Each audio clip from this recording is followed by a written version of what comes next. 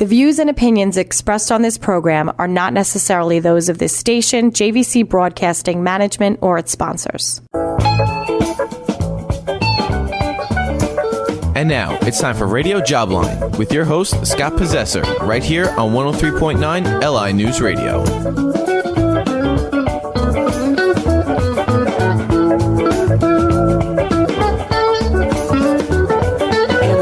Welcome, everybody. It must be Saturday afternoon from 2 to 3, or it might be Wednesday night from 9 to 10. This is the last Radio Jobline. Now, this is actually quite a story because Jobline started in 1989, and the same year that America's Funniest Videos debuted, and they're still on the air. So I was with News 12 until 2013, and then I picked it up here in 2015, 2016 or so, to another 8 years. So it's been 32 years of Jobline, whether it's on TV with News 12 or right here on radio. I have so many people to thank that it's going to take me a few minutes. And then I have my favorite guest with me, and one of my best friends in this life, Ron Roel, is here. And he was actually more deeply involved in the launch of Jobline than even he realizes. And maybe today we'll finally flesh out the large role that he played in this. And Ron is also my friend, and he's going to know what to ask me at the end of the show. But first I want to thank some people. So number one, John Caracciola, who owns JVC Broadcasting, and he gave me a home here for 8 years, and I really appreciate it, John, if you're listening. And it was a great partnership, and I hope that you got as much out of it as I did. I also want to thank Pat Dolan, who gave me a home on News 12 for 24 years. That was an amazing relationship. I want to thank my interns, and I have had a dozen interns. I'm just going to mention some of their names, particularly the top four or three or four, because they made it into the broadcasting business, and I'm very proud of that. First, Terrell Bush, who was my last one. He is now working for the NFL in a production role. Paige Meyer, who works for ABC as she's the reporter on the beat that goes out and gets all the stories. You see her every day on ABC in Virginia, I believe. And Kenny Connolly, who is now working for Fox News on radio, and he also has his own wonderful podcast about sports. That he does sports for Fox, but he also does it on his own. Very interesting stuff. So good for Kenny. Charles Thurer, who was a wonderful guy. He was with me for quite a while. Danielle Scott, who was terrific. Catherine Polanco, one of my favorites. She was just the most efficient guest coordinator and intern you could possibly have. Berclude John Baptiste, who I'll never forget. Tyler Zulli, Jennifer McNally, and Joe Dowd. And the way I found those people's names was I went through my email all the way back to 2017, and I just typed intern, and up they came. So otherwise I would not have remembered their names. I also want to thank my producers. Mark Gross from News 12 now works at PSEG. We're still friends on LinkedIn. Robert Licata, who tragically passed away some years ago. He was really my first big producer when I was at News 12. Adrian Happel, John Peranian, who I adore. I just spoke to him yesterday on LinkedIn. And then here at LI News Radio, I remember John, of course, my current, D'Souza, my current producer. Will, who was my first producer here. Brian, who was a great producer. And a wonderful ops manager that works here by the name of Joe Edelman. So thank you to everyone that has ever produced or spawned some vision for Radio Jobline or Television Jobline. Thank you all so much, especially John Caracciola. A lot of people have asked me about my theme song, Franklin's Tower, by the Grateful Dead. That is because I am a Deadhead. I did see 65 Grateful Dead shows when I was in college and afterward. And I even liked very much Dead and Company, the latest iteration of the band. But I never thought to change the song, as one person asked me yesterday, because it's my favorite Grateful Dead song. So Franklin's Tower will go down in history. By the way, I never really had permission from the Grateful Dead, but they could have, they don't care. You know, if a guy like me uses one of their songs, it just helps the song get more popularity. So as far as what has the show meant to me, it's really 32 years, folks. And you look back at it, and it's really hard to remember the details. It all kind of flows together. It's like one thing, 32 years of one thing. Hosting it on television was different because it was more structured. The segments were only 6.5 minutes each. Remember, we had a news break after every segment of that show, and at the top of every hour and the top of every half hour, there were more news breaks constantly. It was a news station, so we didn't have too much showtime. We had about 19 minutes of showtime per week. Here I have 22 minutes twice, to talk. So it's much different on radio, much more relaxing. The studio here at the airport is just beautiful. They did a fantastic job with it, and I have my favorite producer going right now, John D'Souza. He has always done a great job for me. But what it's meant is sort of, it's always been a hobby. It's never been my main job, but it's always been something that is part of me. It came sort of from nowhere, and you're going to hear the story, folks, in a little while, and Ron and I are both going to tell it from two different perspectives of how a geology major, winds up on television at all, and no less getting a show and a contract to do a show, and then how does he get to radio? So I just thought you might find that interesting. Waited till my last show to recount that story. And now let me welcome Ron Roel. Ron, thank you for being here today. You've always been one of my best friends. We tell everybody how we met. Well, okay, so I'll give my version first. So this, as Scott said, 1989. Mm-hmm. Okay, I'm a reporter at Newsday, fairly new. Mm-hmm. I guess I'd been there a couple years. I was the Newsday's first workplace reporter. It was a beat that I basically christened. I don't think any other paper had one. No. And I said I was going to, when they said, what do you want to cover? And I said, well, I don't want to cover labor. I want to cover the whole workplace, from labor to management. Mm-hmm. So I was doing that, and then, things, start up sort of innocuously, and all of a sudden, boom, market crash, right? Mm. So when that happens in the news business, everyone gets mobilized. And it's like all hands on desk. Mm-hmm. What do we mean? And then you try to cover from every angle. Mm-hmm. And so one of them, of course, was from consumer, but then also jobs. Mm-hmm. What happens to people's jobs? What happens to the financial sector? What do people do when they're laid off in this financial crisis? So let me just throw something in. Yep. So for about a year before that, so the stock market crashed in 87. But it didn't really crush Long Island right away. It crushed us in 89 or so. Right. But Ron knew me because I had been writing him letters for about a year prior to him reaching out to me. So I introduced myself and I said, why do you keep quoting this company in Chicago, Challenger Gray and Christmas? Nice company, but they're in Chicago. So what do they know about the Long Island job market? What do they know about our shortage of nurses? What do they know about Northrop Grumman? What do they know about the aerospace industry? These people are giving you facts for the country, not for the region. So I kept saying, if you want to talk to a real career consultant here on Long Island, please reach out to me. And of course, I never heard from Ron. Just like anybody would ghost, I never heard from him because he had no need for me and didn't know who I was. So then the stock market crashed. And I guess he was looking for sources. Now pick it up. Yeah, so that's what happens. You go to the traditional sources because that's what you know initially. Mm-hmm. But I don't throw out anything. So I had his notes, and when you're in this business, a lot of people. A lot of people want to be sources. They want to be trusted sources, and you don't know if they're trusted or not. Mm-hmm. But I had done a little digging about you, and so finally, I did pay attention. Like, you know what, he's right. Mm-hmm. We're the Long Island newspaper. Let's localize this thing. So let's get the local guy, and so just like the recalcitrant boyfriend finally calls the girl up and says, let's have a date. So you can imagine how happy I was, though, to hear from you, of course, under very bad circumstances. The stock market had just crashed. And I wasn't really sure how to respond to your very intelligent questions because it was such an odd thing that happened. It wasn't like you were asking me about how do I do a resume or something. It was more about the job market. So Ron calls me, and we have this kind of a nice chat, and I thought we hit it off right away. And then he asks, well, what advice would I give to job hunters?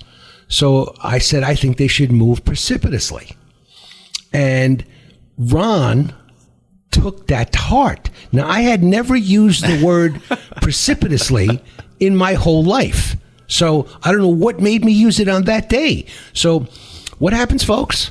I wake up the next day and blown up type, 10 times the size of normal type, says, move precipitously, says Scott Possessor, president of Career Planning Consultants. So I immediately called Ron. I said, Ron, that's what you could say? Move precipitously? That was the best you could come up with? We talked on the phone fast. So I'm giving him a hard time, but sort of a good-natured hard time. And I think it was during that call that we both discovered we were Yankee fans. Mm-hmm. I don't remember what month the stock market crashed, but we just started talking about baseball for some reason. And then I wound up going to your wedding. Mm-hmm. And we became close friends.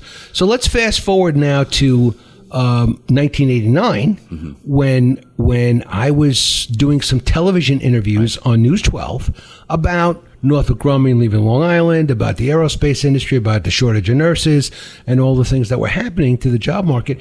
And News 12 sort of elected me to be the go-to guy because I had a little knack, for being on TV. I guess I just, some people have it, and I had it. So I did about 2 or 3 television interviews, and then the Al Idelson is his name, the station manager at the time. Now then it became Pat Dolan, but for the first few years it was Al Idelson, and Al just came up to me and goes, "Would you like to do a show?" I said, "What?" He goes, a television show, right? So I said, of course I would like to do that. So I was very, and I already knew these software development guys, and they made me that Ion Careers graphic with the music, right? And they didn't even charge me. It was wonderful of them to do it because they knew it was going to get publicity on News 12. So they did a pilot. I did one show, and it really was awful. It was absolutely awful. I had never read off a teleprompter. I had no experience hosting a talk show. And yet I seemed to get through it pretty well, but thankfully very, very few people saw it. But what I did do, now we're back to Ron Roel, what I did do is I called my buddy Ron at Newsday. And I said, Ron, I'm doing a pilot on News 12 called Jobline, or no, Ion Careers is what it was called at the time. And so I wake up the next morning once again, and there's an article about my show, Ion Careers, in Newsday. Now, why is that of interest, folks? Because News 12 and Newsday were not friends. They were not getting along. The concept that there was an article in Newsday about a News 12 property was pretty interesting to begin with. And of course, Ron, gave me the benefit of the doubt on everything and made me look good. And then guess who notices that? The station managers, the owners of Cablevision. Everybody's looking at Newsday going, oh my God, there's a story about one of our shows. Now people are going, what show are they talking about? Because the show had not been seen by anyone. They didn't promote it, right? So finally, Al Idelson comes to me and he goes, how did this story wind up in Newsday? I said, well, my buddy, Ron Roel, works in Newsday.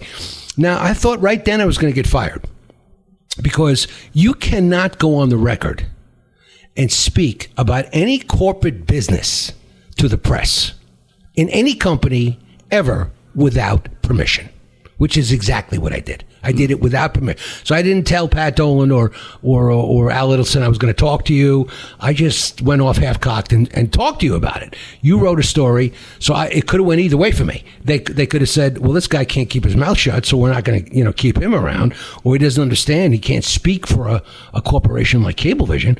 Or they could have said, wait a minute, he got us some good press. So let's give the guy another chance. And sure enough, thanks to Ron's article, they gave me a second show.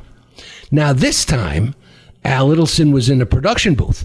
Everybody was there to watch the second show. And now I'm like a pro because I had been there. I had thrown it to the break. I had read off the teleprompter, made all the mistakes in the first show that I possibly could. And so when the second show came on, I picked my guests carefully, and it was a good show. And they came out in right after the show was over. The lights were still up, and he said, "How'd you like a 1-year contract?" So that's the story of how I got on News 12. Wow. I then proceeded to be on with them for 24 years, and it was really great. They changed management a couple of times. They did lots of different things, but they kept me, and they kept me, and they kept me, and they kept me. And Pat Dolan once told me that I brought them credibility in the business sector, which they didn't really have. Mm-hmm. They didn't have another business show. They didn't have any business. Right. You know, it was more about local news gets, and news. It was about news. So I was really delighted to be there for so long, and then they came to me after 24 years and they said, "Scott, we're not keeping any of the contractors. Everybody that has a show on News 12 it now is an employee of News 12, and you are not an employee. So we have to let all our contractors go, including you." Instead of feeling bad about it, I felt gratitude. Mm-hmm. I said, who gets 24 years on television? Mm-hmm. I mean, how many people that actually go to school for a degree in media and journalism wind up with a talk show actually last for 24 years? Yeah. Not a lot of them. No. And plus, I was doing a show that no one had ever done before. Right. There was no television show about finding success in the workplace. So I had that uniqueness going. And I had whatever, personality traits people seem to like and so on and so on. So make a long story short, I left News 12. I worked, I've been in the executive search business for over 40 years. That's my real job. That's what I kept doing. And then I heard about LI News Radio. And I thought, well, maybe they could use a talk show host that has some experience, which I did, and possibly still has an audience. So I went to management. I talked to Bruce Shepard. I talked to John Caracciola. We came to an agreement, and I started doing a broadcasting here. I'm going to say about 2015, 2016. I can't remember the exact date because now I'm old, so it's okay. It's okay that I don't remember these dates. But I think I've been here, if not 8 years, close to 8 years. And at this point, I've been moving to Connecticut. Mm-hmm. And it's going to be very awkward for a person from Connecticut to be hosting a local Long Island radio show. And I'm getting to the point in my life where I got to kick back. I got to lose a couple of things, Ron. And I'm getting to that point where I can't do everything the way I used to. Mm-hmm. So we're moving to Connecticut. I want to be near my granddaughters. They live in Connecticut. My son is in Connecticut now. The whole sort of family move there. And I want to be part of that. So that's going to be my golden years. I turned 70 this past August, and I'm lucky to still have my communication skills and still be able to do what I was able to do before. But I did want to get off the air before I started sounding like a geezer. You know that sound that geezers have when they're like 80 and 85 and they're on radio, and they sound a little too old. So I didn't want to be there. So I think it all came together for me to leave the station and so on. So that's the story, mm-hmm. Of how we met. And then, of course, along the way, you launched a podcast. Right. So tell us about that. Yeah. Well, listen, before I do that, let me just comment a little bit on that. So thanks for that history. It just, you and I have known each other since the beginning there. So it's like, I just think I always know Scott. So going through your various transitions was an interesting recap for me of your story. And just a realization like, this guy has been in this business through 8 presidential terms. And that, you think about it that way, 8 presidencies, that's amazing. You've been through some interesting transitions, it wasn't, so I forgot about, like, I knew you from the beginning, but then there was that first, encounter, and then there was the show, which I was on also, the TV show, mm-hmm. and then the transition to radio. So, you've seen a lot, and I similarly have been through, as a newspaper reporter and mm-hmm. editor, and then I left the news business in that capacity, but did freelancing, and then ended up, really by accident and intention, getting a podcast. Mm-hmm. And the last thing I did when I left Newsday was I helped found the Act 2 section, which is about helping those, who are 50 and above, continue to live an active and purposeful and educational and dynamic life. So my podcast, which is on the Voice America Internet Radio Network, is for those who want to live a successful life again, through the second half. My tagline is make your second half even better than the first. So, and a lot of that is, intersection with I've been on your show, you've been on my show, because a lot of the issues for people is, well, how do I keep working? How long do I keep working? How do I retire? And even you, I've talked about, yes, you're retiring, but you're not disappearing. You're going to still be active in some way. Yeah, well, you gave me the word phased retirement. Right. Phased retirement. Yeah. So before we go to commercial, folks, we're this segment went by really fast. You're listening to Scott Possessor today on my last radio Jobline. I am delighted to have been here for 8 years. I have my best friend with me in the studio today. We're talking about how the show started and everything. And in the next segment, we're going to talk more about what I've learned in these 32 years on radio and television with Radio Jobline. Normally at this point I say, if you have an idea for Radio Jobline and would like to be on the show, you can write to me, but don't do that, folks, because this is my last show. I'm not going to be doing any more shows. But I do want to thank you, my loyal listeners, all these years for listening and tuning in. There's just no way I can thank you enough, but I wanted to come on the air today and give it a try. We're going to be back with a lot more of the story of Radio Jobline.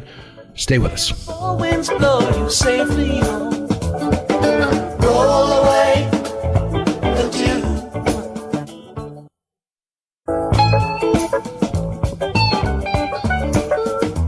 And now, welcome back to Radio Jobline with your host, Scott Possessor, right here on LI News Radio.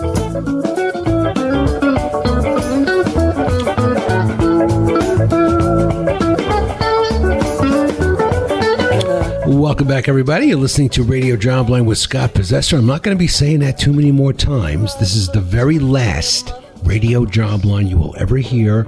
I'm not going back on the air, folks. This is it for me. 32 years television and radio, 24 on News 12, 8 years here with LI News Radio. I thanked earlier in the show, I thanked virtually everyone, all my producers, the owners of the station, John Caracciola, all the people from News 12, all the people from LI News Radio. And it's been one long, continuous, wonderful adventure. And I look upon it as all good. There is no negative to this. There was no downside to it. And Ron at the break asked me if I remembered any particular stories from and there is one. There is one from News 12 that was hysterically funny. I won't remember what the audience saw, because I was so involved in the making of the show. But I'll share this anecdote for you. You might find this funny. So there was a while on News 12 when we had a gentleman by the name of Tom Caracciola, a very serious older guy, not much of a punchy personality, just sort of what you might expect from the Department of Labor. A nice guy, professional as hell, well-dressed, well-spoken, but there was nothing about him terribly charismatic. So, anyway, so he started coming on Radio Jobline, and we got sort of a sponsorship from the Department of Labor, and they gave jobs on Jobline. So Tom Caracciola, and if you're a really long time listener and you remember Tom Caracciola, you'll get a really big kick out of this story. Anyway, so he used to come on with a lot of like blue collar type jobs. So maybe the third segment of the show, I'd say, "Okay, Tom, what do you got for us this week?" And he'd say, "Well, we're looking for a cabinet maker, and we need an administrative assistant, and so on and so on." And I had seen that at the corner of my eye. One of the jobs on the list I had not recognized. I didn't know it. So I thought, well, that's very odd. A job I don't know. I'm the job guy. So anyway, as it got closer down the list, I said, "Tom, I'm looking forward to you telling us what a honer does." So there was something about the word honer that tickled him, particularly the way I framed the question. So now he gets cabinet maker, administrative assistant, honer, and he goes, "A honer And then he cracks up laughing. And I'm like, okay, anybody can do that, right? You see people on news all the time where they get struck with laughter. There's something strikes them funny. And I was fine. I was not laughing. And then the second time comes around, because we had to stop tape because he's laughing. And just before we get cabinet maker, administrative assistant, Honer. So he says, yeah, Honer. And then he pauses, and then he goes, like that. He made that sound like he's trying to hold back a laugh, and that's when I lost it. Now, I don't know what tickled me about this whole thing, but then I became hysterical. I'm like laughing. My stomach hurts. I can't stop laughing. They brought me water. They brought us both water. They were trying to get us to stop. We couldn't stop laughing. And there was just something about the word Honer that tickled us. I don't know exactly what it is, what makes that word so funny. So we finally collect ourselves, and we go into it, start tape. Cabinet maker, administrative assistant. He gets the Honer, cracks up. This went on for 45 minutes. So we wasted almost an hour of studio time with 10 people on the payroll. Not a good thing, right? So eventually my producer comes in, and he goes, folks, I want you to pick Tom Caracciola up and take him out to the lobby. Okay, because he can't do the show. He was still bursting into laughter. So they took him out, and I did the rest of the show myself, including I read it, and I read Honer, and I cracked up once more and continued. And then I gave the Department of Labor information, and I said, if you're interested in these jobs, just reach out to that number. And Tom was back the next week, and everything was fine. But I will never forget how desperately I tried to stop laughing, and I couldn't do it. I'm sure that's happened to you, right? Yeah, stuff like that has happened to me, and it's live and it's radio, and it's just like you just got to go with it and just relax. Like, this is life, Yeah. One thing that I'm curious about: how many Honers were they looking for? Well, do you know what a Honer does? No, okay. You didn't tell me. All right, so how could I not tell you what a Honer is? So let's say you have a door, and the door is not closing right. Okay. So you take the door off the hinges, you lay it down, you put it on a horse, and you file it down. I see. Okay, and that's what a Honer does. Okay. So, but it was so easy, But I guess it just rhymes with something that's funny. So I again, one of those weird, funny things that happens to you in life that I'll never forget. Yeah. And I hope Tom Caracciola as well, wherever he is. That was a long time ago. But what else you got for me? Well, I guess what occurs to me is when people ask me this question, but as I watch your show over the years, you had a tremendous variety of guests. Mm-hmm. So people always ask me, well, how do you find your guests? Mm. Where do you find them? Well, for me, I say, which is the truth, it's like everywhere. Mm-hmm. But how did you find your guests? Well, originally we were the only show that was business, so people were approaching us. PR firms were coming to us, the Todd Shapiros, the Danny Franks, the people who used to be in the PR business way back then. And so they were very helpful, with them. Sometimes they give me a lemon, and I'd penalize them a little bit for that. But and then there was no LinkedIn back then. There was no really good networking. I was on the air 5 years after the computer was born. The personal computer was born in 1984. Yeah. 1983, 1984. So, people were still using typewriters, at that time. So we didn't have the technology. On radio, I find everybody on LinkedIn. Mm. I have 9,000 followers, and I've got my own people. So I just will put up a post and say, I'm looking for a economic expert to talk about the economy, over the next time. And then people would apply, and so I did that a lot. But I also recognized a lot of people from my earlier life. Mm-hmm. So the radio show was easy to get the guests because LinkedIn was right there for me. And I'm a big LinkedIn user. All of the radio job lines are posted on LinkedIn after they broadcast here at LI News Radio. So I developed a LinkedIn audience. Mm-hmm. So when people would be commenting on my show or suggesting a webinar or something of interest, I would always look at it and say, I can make that fit into Jobline. Mm-hmm. And then I developed over the course of time, I developed regulars. Mm-hmm. So Michael Hartzman, the financial guy from Labenthal.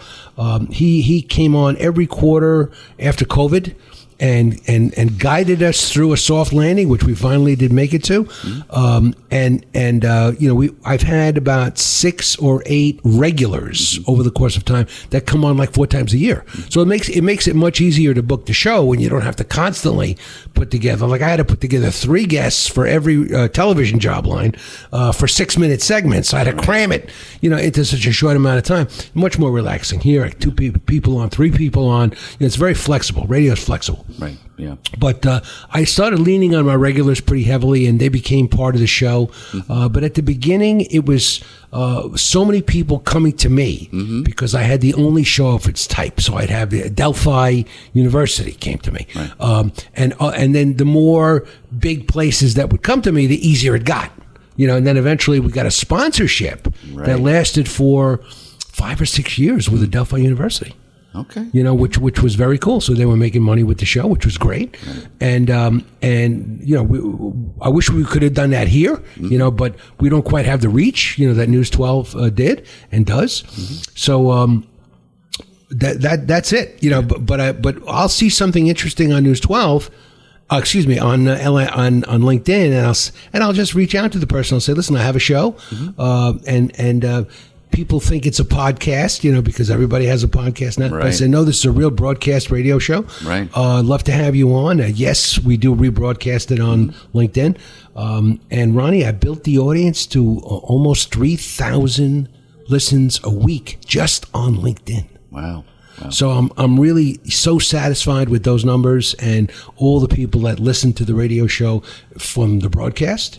They can also tune in by computer and have been over the course of all this time. But again, I post it on LinkedIn and we built it up to thousands. So I'm just a social media guy and I'm good with social media. So it just seemed to work perfectly for me. Yeah. And give us just a little bit of background. So people think, Scott, I listen to Scott. I could do a show. But talk a little about how much a show takes to put together. Yeah, it's actually not that easy. It looks easy. It sounds easy. And you know what? Someone told me the easier something looks or sounds, the harder it was to do. Yeah, it is. You definitely need a little bit of a gift, and I don't think everybody can do it. I think a lot of people can do it. It doesn't take super intelligence or super communication skills. It just takes a person who's got it all together, knows their subject matter, and is confident in their delivery. But what I was always able to do was weave it together. Right. So if I'm having guests that are really looking at one item from different perspectives, I would know the questions to ask. And then after 10 or 20 years of being on the air, it got to be second nature. Right. So I could even take bad guests and put them together and make a show out of it. Right. So it became an art form, and that's the way it was for, not that I can be in the same sentence with Larry King or any of these other great interviewers that have been out there, Phil Donahue and all these people. But I was on a Larry King show. I'm very proud of that. But long story short, it takes a certain ability to field all 3 people at the same time, making sure everybody gets equal time, knowing what to ask, and that is not easy to do. My secret weapon has always been that I know the subject, no matter what subject we're talking about. So therefore, I can much more easily weave a show together. Right. So, but if I was unclear about the topic, then even I would have trouble. Yeah. But it is an art form, and and the difficulty, and from my perspective too, is you're always on 2 planes. You've got your show plan, you've got your questions set up. You got to use a little bit of improv because you're not sure exactly how it's going to go, and sometimes it takes an interesting turn you didn't expect. But then also, you got to be there in the moment, listening to your guest, but also thinking ahead. So it's tricky. Yeah. It's a chess game, and then you have problem guests. Okay. Now we could probably do a whole show on this. But not that you've ever had a problem guest, but I've had a few, and a problem guest to me is a guest that does not know when to stop talking. Right. So they just keep going. Now it's not because they're trying to be a narcissist, and just keep talking about themselves, but they just don't know when to stop. There's no break. Right. And then if you've ever had a person that you've had conversations with that has no filter, so they start telling you a story, but the story they're telling you It doesn't even matter what the punchline's going to be. It's a boring story. You know, I remember one time I went fishing in Peru and I fell off the boat, you know, or whatever, you know.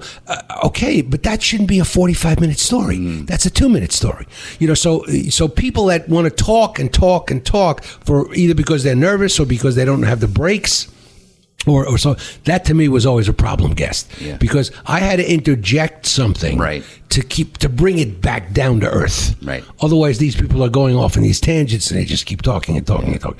Then you have the opposite of that, where you're trying to pull information like teeth, right? Like teeth. So tell me about this. It was fun. Right. Okay. Well, tell me about this. I didn't like it. That's the answer. Right. You know, so now I'm like, you know, can't you follow up a little bit and give me a little color? You know, so I wouldn't say that. I say, give me a little bit more information about that. Then I get maybe one more sentence, you know. And so basically it's me badgering the guests for the whole hour, right? To try to get the information. So guests didn't always cooperate. They tried their hardest, and no one ever willfully was a bad guest, right? You know, but there are some people that just they seem fine, and then they get on the air and they get, oh, wait a minute, I could have told the story of the woman who went catatonic. Oh, all right. On News 12. So again, real quick, I won't spend too much time on it.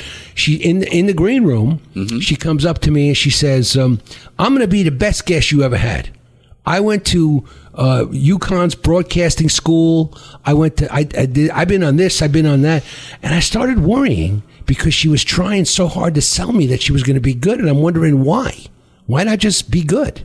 Don't tell me you're going to be so good. So I was a little worried about her. We got on the set. Now, there were 2 guests for the same subject, and the first guest was good. So I said to her, so tell me a little bit about this great program you're involved in. And she did. She was wonderful. And then I threw it over to the next woman, who was the one that was saying how great she was going to be. And I said, how did you get involved with this? Or what was the genesis of the program? And I get this. A blank stare, no words, cameras rolling, sound is on, everything is okay, nothing. So in my quickness, I throw it back to the other person. I go, so Cindy, tell me a little bit more about this thing and how it affects these people. And I try to, you know, give her a little bit more time to loosen up. And I went back to her with another question. Complete dead silence. And this is, again, a live shoot. Right. So, again, my producer came out and he cracked me up. He goes, "Ma'am, it's customary when the host asks you a question that you answer the question." And she didn't even react to that. So they literally had to pick her up by the arms and take her out and put her in the green room. Wow. She was catatonic. Wow. And before I was done with the show, she had left the studio in embarrassment and shame or whatever. Yeah. But that was a weird situation. Some people just get really nervous, you know, and that explains their behavior, you know. But I would say 97% of the time, you know, my guests were great, and I always got them through it. And again, the experience pays off, and that little communication gift that some people have, I was able to get them through it. Yeah. Yes. No, stage fright is an interesting thing, you know. Yeah. It's as usually you can bring people through, and sometimes you can't. Yeah. But one of the things I learned, and as you did, is a lot of this is improv. You just got to be able to, you know, have enough experience as you have to kind of, you know, take twists and turns however it takes you. And then finally it would be like, okay, not every show is going to be, you know, 5 stars. Right. This is not. And it's okay. There's another show. Right. So just, you know, being able to accept, like you do always do your best and then let it go. It is what it is. I got a letter from a fan who listens a lot. His name is Adrian. I hope he's listening today. Okay. And he's just a great guy. We actually talked on the phone once or twice, but he used to write me a letter after every show and say about how great it was and what a great host I was. And he called me the Mickey Mantle of interviewers. Wow. Because he knew I was a Yankee fan. So I was really impressed with that, Adrian. If you're listening, you were my best and friendliest listener. And I'm going to miss you too. So that's where that is. What else you got for me, Ronnie? We got 3 minutes left. We got 3 minutes. Well, I just wanted to get your thoughts on going forward. I mean, it's hard for me to think about anyone replacing you on doing another Jobline. I just can't think of it. Yeah, but it'll probably happen somewhere. I'm sure there are a couple of podcasts already, you know, knocking at the door. there was something unique about my executive search experience that made me a real expert on how to find a job. And that's going to be hard to find. Somebody with a combination of the broadcasting and the executive search experience. Yeah. Well, where do you think things are going to go? I mean, so you've been through major transitions, print and, and TV, now technology, radio. Where's this sort of information? Other than on the internet, it's going to be hard to find someone your credibility and your experience. Well, we're going to have to write a book. There we go. There we go. So I do have a book in me. I did have a contract once with HarperCollins to write a book, and of course I screwed it up because I wasn't a good enough writer at that point and didn't have the experience and didn't call you in soon enough. Otherwise, we might have had a deal with HarperCollins, but it doesn't work that way anymore. We'll probably publish it on Amazon or something. But Ron and I are going to write a book about the workplace and job hunting and everything at some point, and that'll still get the Possessor word out there. Absolutely. But if somebody can come along and pick up the gauntlet and help people find jobs, that would be awesome. Yeah. Well, the books are still relevant. People get on shows because they have a book, and we'll do it. I just had a guy on my podcast named Jim Rowe who was in the marketing business for a long time, and he left the marketing business, and he said, what did he learn from it? The people who came for jobs didn't know how to write. So he wrote, a pair of books called, Get Your Ducks in a Row. Right. And he's out there. So this now his third career. So we got that in us, Scott. All right. So I'm waiting because I know you're a busy man, but when you're ready to go and you're ready to really think about this, we'll put a book out there. Okay. All right. And I wish I could take some questions from the listeners, but we're only down to a minute, 20 seconds left. So let me just take the mic and say, it's been an unbelievable ride for me. And I want to thank you so much for coming along and enjoying the adventure with me and dealing with some of the great guests we've had and some of the horrible guests we've had. And looking back at the TV show and looking at how young I looked. My God, there wasn't a gray hair on my head. I started that show in 1989. So I was about 36 years old when I started that show, so, now I don't even want to think about it. But, it's been fabulous. Again, I went through the whole litany of all the people I thanked at the top of the show. If you missed it, play it back. I really appreciate all the support, all the love you have shown me all these years. And I just can't thank you enough for being there and enjoying the adventure with me. Once again, thanks to John Caracciola for giving me a home these last 8 years. Thank you so much for Ron Roel, the caregiving navigator. Right. Go out and get it. Right. Look it up. Get it. It's fabulous. I will not be back next week with another show, folks. If you want to reach out to me, I'm on LinkedIn, Scott Possessor, Passeser. And you should connect with me, as everyone else does. And we'll put this broadcast up in case any of you or your friends missed it. It's been a wonderful ride. Thank you, John. And have a great week, everybody. Be well. Your eyes looked from your mother's face. Wildflower seed in the sand and scum.